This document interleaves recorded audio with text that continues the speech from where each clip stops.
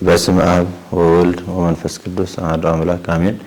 በመላው ዓለም የምትገኙ ኦርቶዶክሳውያን እንኳን ለጌታችን ለመድኃኒታችን ለኢየሱስ ክርስቶስ አምላካዊ ብርሃኑን ለገለጸበት በዓለ ደብረ ታቦር በሰላምና በጤና ደረሳችሁ።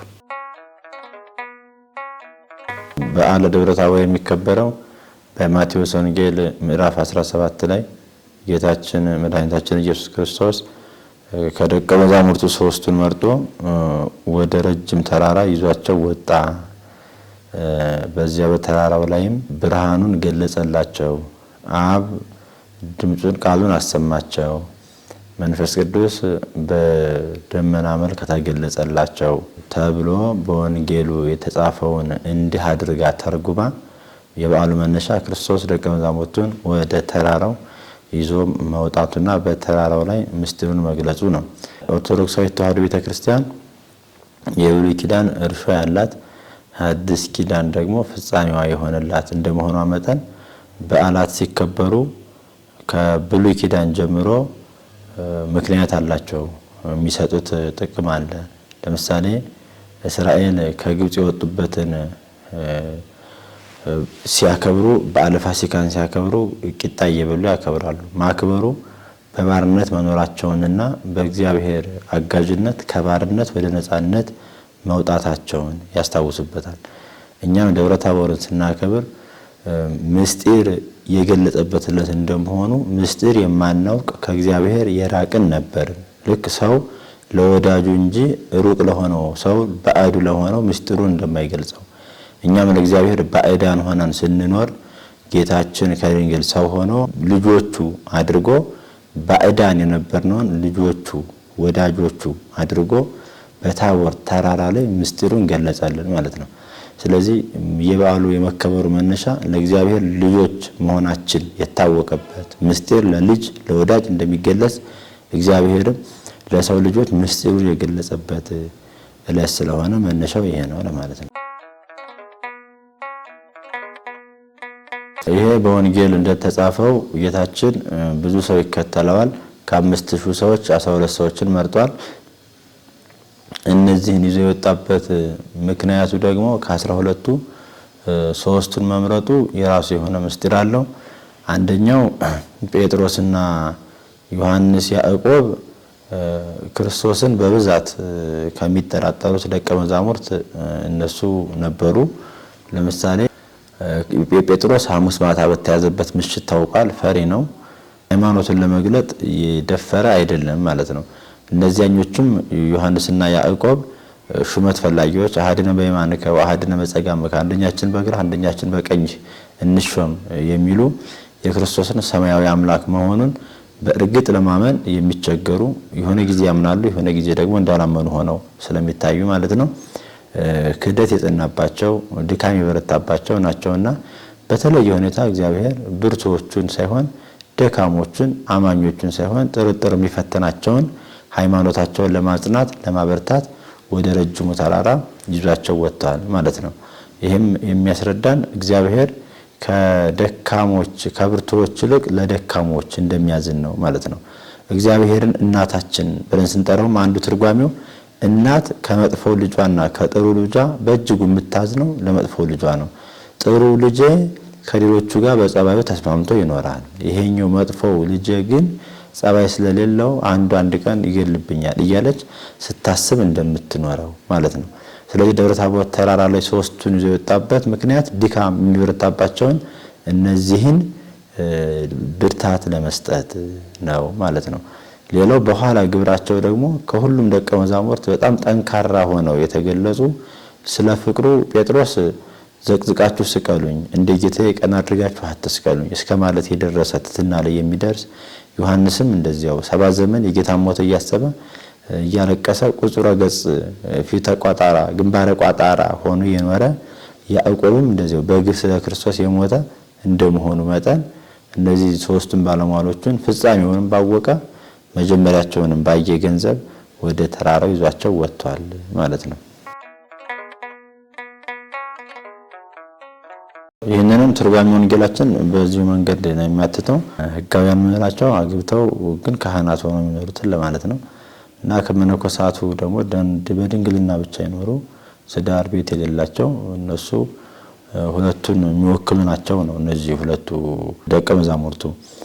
ይህም በማቴዎስ ወንጌል ምዕራፍ 21 ላይ ጌታ ሁሩ ሀገረ ዘቅድሜክሙ በፊታችሁ ያለው ሀገር ሄዱ ወተረከቡ ዋለ እድግተ ምስለ ዋላ ከውርንጭላዋ ጋር የታሰረች አንዲት አህያ ታገኛላችሁ፣ ፈታችሁ አምጡልኝ ፍትወን አምጽወልተ ብሎ ሲልካቸው ዮሐንስንና ጴጥሮስን ነው ይላል ትርጓሜያችን። ሁለቱ ደቀ መዛሙርት አንደኛው ዮሐንስ ነው፣ አንደኛው ደግሞ ጴጥሮስ ነው። ጴጥሮስ አንደኛው ዮሐንስ ነው፣ አንደኛው ጴጥሮስ ነው። ጴጥሮስ በትዳር የነበረ ነው፣ ዮሐንስ በድንግልና ያለ ነው። አህያዋን ለመፍታት ግን ሁለቱም ተልከዋል። ስለዚህ ካህናትም መነኮሳትም በክህነት እስካሉ ቅስና ማዕረግ እስካሉ ድረስ ኃጢአትን በማስተስረይ በማጥመቅ ልጅነት በማሰጠት አንድ ነው ክብራቸው የሚለውን እንዲያሳየን በደብረ ታቦር ላይም የቤተ ክርስቲያን ምሳሌ ናት። ቤተ ክርስቲያን በዚህ መንገድ ያለች የምትኖር ናት እንጂ ይሄኛው ቤተ ክርስቲያን የመነኮሳት ብቻ ይሄኛው ደግሞ የካህናት ብቻ ተብሎ የሚከፋፈልባት አለመሆኗን በደብረ ታቦሩ ጌታ ይሄንን ገልጧል ማለት ነው። ለፍጻሜውም ትርጓሜው ወንጌላችን መንግስተ ሰማያትን በደብረ ታቦር ያሳያል። ደብረ ታቦር ላይ ሁሉም ናቸው የተገኙት። ነቢያቱም አሉ፣ ሐዋርያቱም አሉ፣ ያገቡትም አሉ፣ ያላገቡትም አሉ። መንግስተ ሰማያትም በዚህ መንገድ ሁሉም እንደየስራቸው መጠን ስራቸው ምክንያት ሆኖ ግን የእግዚአብሔር ቸርነት ለዚህ የሚያበቃቸው ስለሆነ በመንግስተ ሰማያት ሁሉም መነኮሳቱም ያላገቡትም ያገቡትም ይገኙባታል የሚለውን የሚያስረዳ ነው ብሎ ትርጓሜያችን ጠቆም ያደርጋል። ይሄንን በደብረ ታቦር የተገለጸው ብርሃን አምላካዊ ብርሃን ነው። አዲስ የተፈጠረ አይደለም፣ አምላካዊ ብርሃን ነው። ብርሃነ መለኮቱም ነው ብለን ደግሞ አንልም። በተለይ አባ ጊዮርጊስ ይሄንን በሰፊው አስተምረውናል። ብርሃነ መለኮቱም ቀርቶ መብረቅ እንኳን ብልጭ ሲል ሰው አይቶ መቆም አይችልም።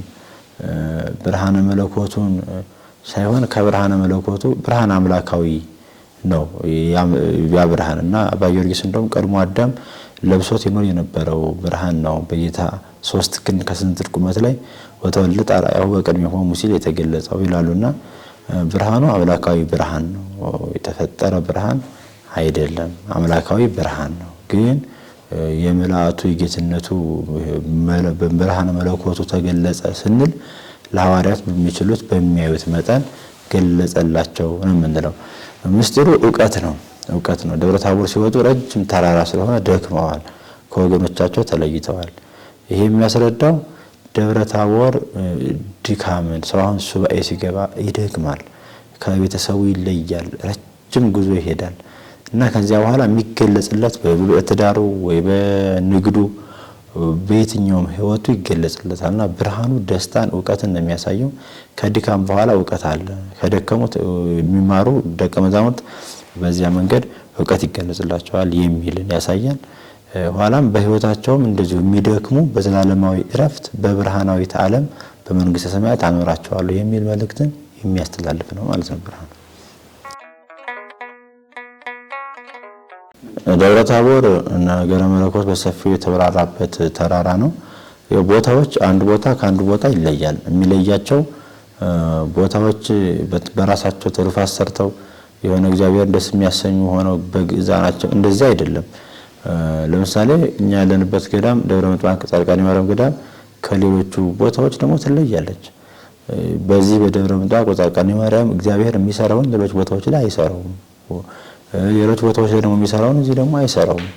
እግዚአብሔር እንደወደደ ማለት ነው። ማለት በደብረ ሲና የገለጠውን በደብረ ታቦር፣ በቀራንዮ ያደረገውን ደግሞ በደብረ ታቦር አላደረገውም። ደብረ ታቦር ነገረ መለኮት የተብራራበት ነው ማለት ነው። ከዚያ በላይ ግን በደብረ ታቦር ውስጥ የምናየው መድከም አለ፣ መለየት አለ፣ መውጣት አለ።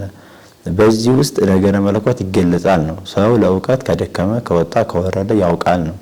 ለመዳን ከደከመ ከወጣ ከወረደ ይድናል ነው።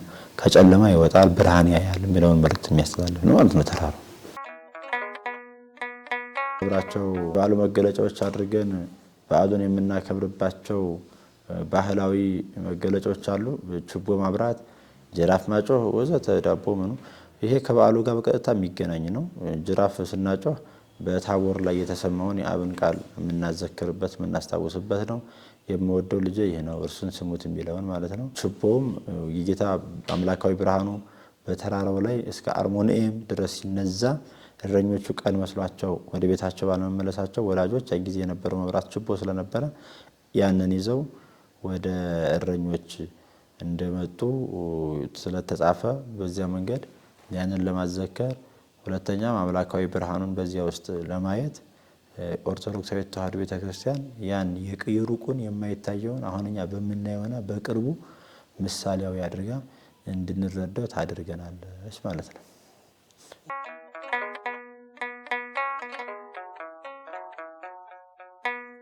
አመሰግናለሁ።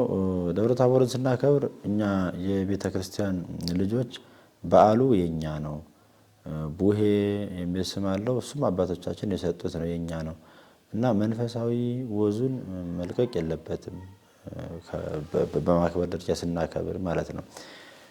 በሱባኤ መካከልም የሚከበር እንደመሆኑ ሱባኤውን የሚያስረሳ ይህን ያክል የትልቅ ድግስ በዓል ሊሆንም አይገባም። ደብረ ታቦርን ስናከብር ይልቅስ ከዕለቱ የምንማረው ከደከሙ እንደሚገኝ ከተማሩ እንደሚገለጥ ወደ ተራራ ከወጡ በኋላ በአምላካዊ ብርሃኑን መግለጡ እግዚአብሔር እርሱን ፈልገው የሚደክሙትን እንደሚረዳቸው በዚህ የታመነ እንደሆነ ነው ያየንበት። እንዲሁም ደግሞ በሽንገላ ለእሱ በማይገባ ሕይወት በቤቱ እንዲሁ ለእኛ በመሰለን ብቻ እንመላለስ ብንል በትክክል ክብር የማያስገኝ እንደሆነ፣ ለምሳሌ ይሁዳ እንደ ሐዋርያት ይወጣል ይወርዳል፣ ግን ክርስቶስ እሱን ለጠራበት ዓላማ ብቁ በሆነ መንገድ የሚመላለስ ሐዋርያ አልነበረም። ስለዚህ ምስጢሩን ሊገልጽ አልቻለም። ተራራው ላይም አልወጣም።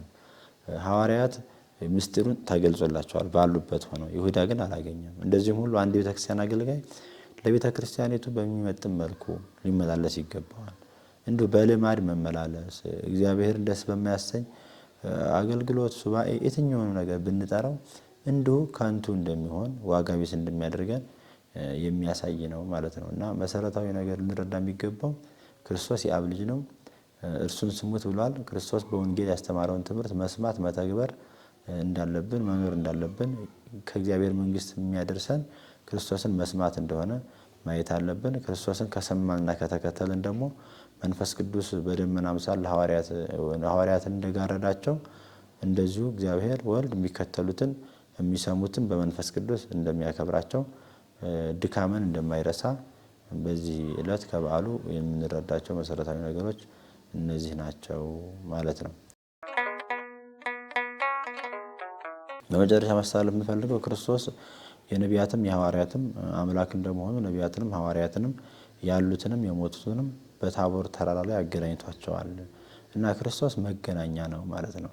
እኛ ክርስቶስ በሰውነቱ እኛን የሚመስል በአምላክነቱ ደግሞ አብን የሚመስል በመለኮቱ ደግሞ ዋህደ ባህሪ በባህሪው ከአብ ጋር ዋህደ ባህሪ እንደመሆኑ መጠን ክርስቶስ የነቢያትና የሐዋርያት አምላክ ነው የሚለው የታመነ እንደሆነ በበዓሉ ላይ እንድትረዳ ነው ሁሉ እኛም የነቢያትንና የሐዋርያትን ትምህርት ሳንነጣጥል እንያዝ።